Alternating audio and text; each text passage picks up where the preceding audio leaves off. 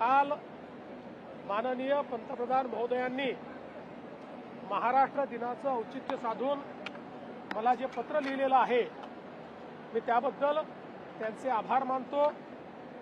महाराष्ट्राच्या संस्कृतीबद्दल, मराठी भाषेबद्दल, महाराष्ट्राच्या विकासाबद्दल त्यांना जी संवेदना आहे, त्यांच्या मनामध्ये महाराष्ट्राच्या प्रति जो आदरभाव आहे तो या पत्रातनं प्रदर्शित झालेला आहे।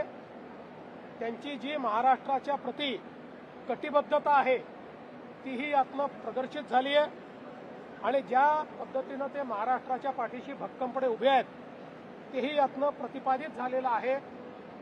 त्यामुळे तमाम महाराष्ट्राच्या जनतेच्या वतीने माननीय पंतप्रधान महोदयांचे मी मनापासून आभार मानतो आणि लवकरच या पत्राचं उत्तर देखील मी त्यांना लेखी पाठवणार आहे।